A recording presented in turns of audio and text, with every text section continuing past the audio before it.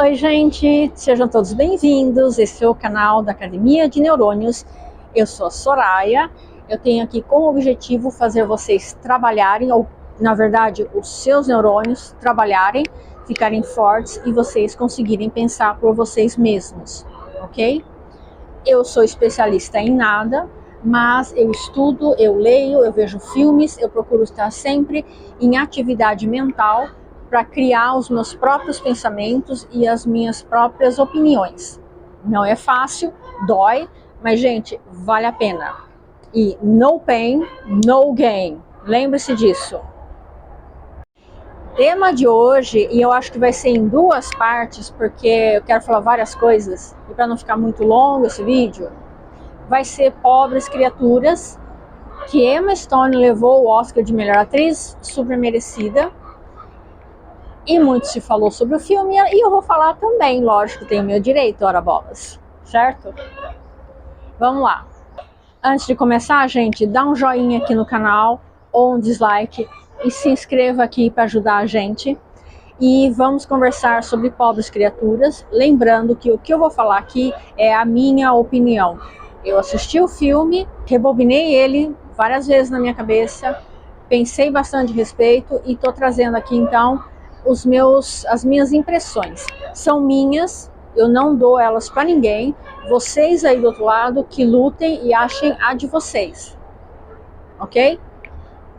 Vamos lá.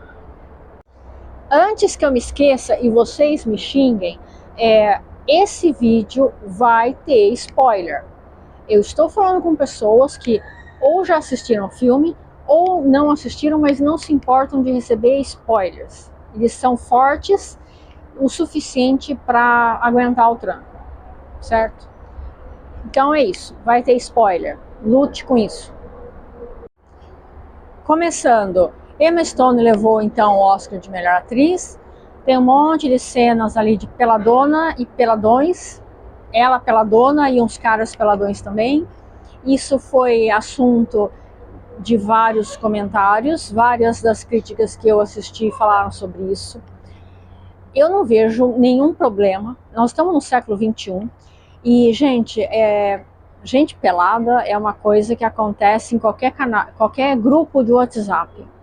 Se você nunca mandou nenhum vídeo de alguma peladona para alguém por engano, ou não recebeu de alguém, ou no grupo que você pertence, seja família, escritório, o que for, você não mora no mundo, pelo menos você não mora aqui no Brasil, você mora em outro planeta. Isso está super comum. Então, o fato de uma peladona lá, não vejo qual que é o motivo. Mas eu tenho uma ressalva para fazer para vocês. Emma Stone ficou pelada lá no frontal várias vezes. Teve homens com nu frontal. Isso eu achei assim corajoso da parte do diretor, porque normalmente mulher pelada é normal. Infelizmente, até é uma crítica que eu faço, né, sobre a equiparidade de gêneros no cinema. Vira e mexe tem mulher lá de peito de fora, nua, etc. E tá tudo bem. Homem, raramente você vê uma coisa dessas. De bate pronto aqui, eu só vou lembrar de um filme do Michael Fassbender, que ele ficou peladão muitas vezes, no frontal mesmo. Portanto, eu tenho aqui um ponto para falar com vocês e pensem o que vocês quiserem, elaborem vocês aí também. A Emma Stone é uma atriz consagrada em Hollywood, eu acho até que ela ganhou um Oscar já, acho que por La La Land, não foi? Enfim, ou seja, ela não é uma atriz iniciante e ficou lá, peladona, várias vezes. O Mark Ruffalo, por outro lado, não mostrou as partes dele. Muito feio, Sr. Mark. Ainda mais que ele é um cara ativista, por muitos, tá sempre se manifestando assim, né, querendo mudar o mundo para melhor. Então a minha pergunta é por que ela pode e você não? Não vem falar pra mim que, mas apareceu ele lá transando com ela. No lateral não vale. No lateral não vale. Eu estou falando de no frontal, porque teve uns homens lá que fizeram no frontal. É importante isso pra mim? Não. Mudou o filme, mudou minha impressão sobre o filme? Não. Mas é um ponto que eu quero colocar. Cadê a justiça social, igualdade de gênero, etc., no cinema americano? Eu acho que é um filme americano, né? Não sei. Mas enfim, tô marcando aqui, eu quero saber. E aí, o Mark Ruffalo não pode mostrar as partes dele e a Emma Stone, tudo bem? Por quê? Bem feito que ela ganhou o Oscar. Ok? Mereceu. Tirando já essa parte, já discutimos então a parte quinta série, né? Todos nós temos. Vamos aceitar o fato. Vamos então para o filme. Eu fiquei pensando que a palavra que eu definiria o filme seria resiliência e vitimização.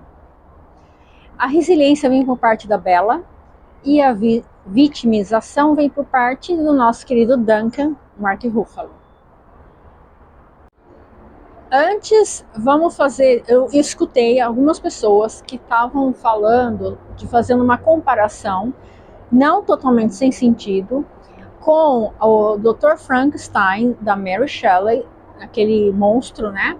Com a Bella, criada pelo Dr. Godwin. Faz algum sentido, os dois são cientistas e eles criam uma criatura. Bom, para aí as paridades, né? A Bella, ela é uma moça, ela é bonita, todo mundo olha para ela e vê uma moça, uma jovem bonita. O monstro, que aliás, vou fazer um parênteses aqui, o monstro não chama Frankenstein. Vão lá ler Mary Shelley. O monstro, chama coisa, criatura. Nunca foi nominado pela Mary Shelley. Frankenstein é o nome do doutor que criou o monstro. É aquela coisa, né? Vai indo o monstro do Dr. Frankenstein, demora muito. Então fica o monstro do Frankenstein, aí o monstro Frankenstein e Frankenstein. Eu acho que é isso que aconteceu. Isso é uma teoria minha. Não sei se foi verdade, aí já é vozes da minha cabeça. O que eu achei curioso, que o Dr. Frankenstein era um homem normal. O Dr. Godwin é um monstro, é uma aberração. Ele é feio, e não só ele é feio porque nasceu feio, ele foi transformado em um feio. Quer dizer, ele próprio poderia ser um Frankenstein, um monstro. Porque o pai dele, que fez um monte de coisas horrorosas, que aliás eu achei muito mais chocante ele contando as coisas que o pai dele fazia com ele, do que os peladões lá. A minha quinta série não acabou ainda, gente, desculpa aí. Mas, assim, eu fiquei chocada com esse episódio do Dr. Godwin, porque ele comentava sobre as experiências do pai dele fazendo com ele, filho, de boas, tipo assim, é isso mesmo, ele tirou não sei o que, ele cortou não sei o que. Eu não vou lembrar os termos técnicos aqui, que medicina nunca foi meu forte, tá, gente? Mas quem assistiu o filme aí lembra. E aí isso daqui despertou uma reflexão para mim. Você vê que interessante, o Dr. Godwin, ele também é um monstro, ele é uma aberração toda cortada, e o que ele faz? Ele cria uma filha, e a filha é bonita, e a aberração dela está dentro dela, está na cabeça dela, ela tem o cérebro do filho. Isso também pode ser uma reflexão para os dias de hoje, quando a gente tem toda essa gama de condições psíquicas e psicológicas, borderline, depressão, narcisismo, enfim, um monte de coisas que são problemas internos, são questões aqui dentro. Você olha para uma pessoa narcisista ou uma pessoa borderline, você não vai saber o que ela tem, né? Você vê uma pessoa que não tem uma perna, que ela não tem uma perna, é uma coisa óbvia. Uma pessoa com uma cicatriz no rosto, como o Dr. Godwin, ele tem uma cicatriz no rosto, ele é feio, é repugnante. Aliás, falam isso o tempo todo, né? Aliás, várias vezes ali no filme, que ele tem cara de cachorro e que ele é feio, né? E do outro lado, você tem a Bella. A Bella é jovem, é bonita, mas por dentro ela é uma criança, e um cérebro completamente diferente do que seria. Até fiquei pensando aqui, brincando com as minhas ideias, porque como a outra pessoa, a Vitória, né, que se mata e vira Bella, a Vitória estava grávida e ele pega o cérebro e coloca na cabeça dela. Eu fiquei imaginando se de repente a Vitória não estava grávida de um menino, e aí ele põe um cérebro de menino num corpo de mulher. Explicaria muito das atitudes da Bella.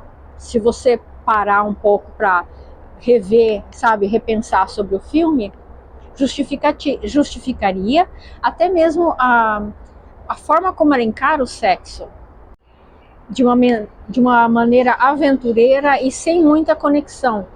Tanto que ela fica com o Duncan, mas tudo bem, ele tá cansado, não quer mais, tchau, vou ver outras pessoas. Ela não tem aquela conexão com ele. Ou enfim, vozes da minha cabeça. Fica a pergunta aí para vocês pensarem. Outra coisa com o Dr. Godwin, que muita gente comentou também, é óbvio a analogia que a gente pode fazer entre Godwin, God e Deus. Então Deus cria uma criatura e a criatura se emancipa dele num certo ponto. Você pode ver no começo ali do filme como é interessante que ele tem um misto entre olhar ela como um ratinho de laboratório, observando as reações, e ao mesmo tempo ele cria um certo vínculo emocional, porque vai lá, conta uma história para ela, se preocupa, tem umas preocupações meio de pai.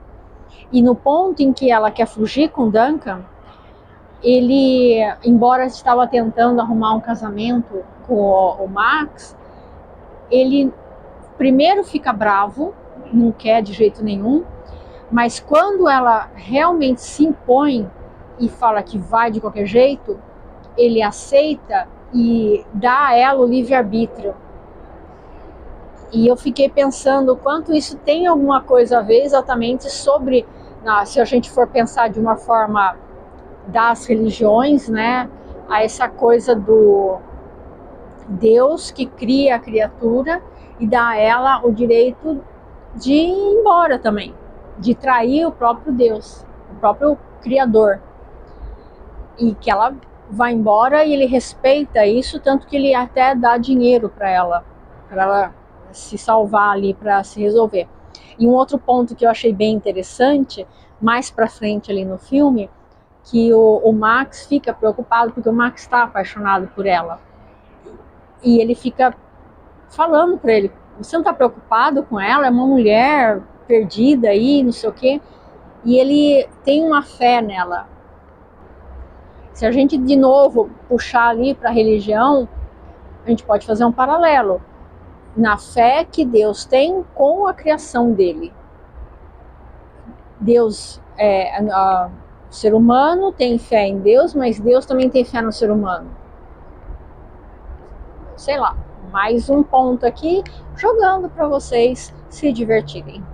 Eu também ouvi críticas falando que Pobres Criaturas seria uma espécie de fábula adulta. Eu achei interessante essa abordagem e eu até concordo mesmo. O filme ele é muito bonito, merece ser visto numa tela bem grande, se não for do cinema, pelo menos alguém que tenha essas televisões gigantes, porque é um espetáculo de cores e de coisas incríveis, assim, um espetáculo visual mesmo. Remete mesmo a uma fábula. E a própria trajetória da Bella também lembra um pouco o herói, uma jornada. Eu não gosto muito de ficar falando de jornada de herói, mas vamos usar, vai. Só que no caso é uma mulher, não é um homem. Porque se a gente pensar que ela começa o filme totalmente chonga, ela não consegue usar o próprio corpo dela, ela não tem coordenação motora mínima. E aos poucos ela vai se desenvolvendo, tanto fisicamente quanto também intelectualmente. E vai tendo experiências e vai criando o próprio mundo dela. Ela acaba sendo um ser completo. E ela retorna para a casa dela e retorna fazendo o que o pai, né, criador dela fazia, que era justamente ser um médico. Isso tem muito assim o ciclo se completando da famosa jornada do herói. Se vocês não conhecem, façam umas pesquisas aí. Já tem uma lição de casa para os neurônios aí que estão deitados no sofá. Outra coisa que eu achei interessante e, sabe, fica uma dica para a vida. Eu fiquei pensando naquilo, no que eu assisti. É que a Bella, ela não se deixa levar demais pelas emoções. Quem se deixa levar muito pelas emoções é o Duncan, né? Que ele enlouquece. Mas ela não, ela passa por tanta coisa e ela sempre racionaliza. E mais engraçado é que ela lembra do criador dela, do God. O que o God falava, o que ele ensinava. Ela acaba sendo uma espécie de, realmente, de uma filha dele.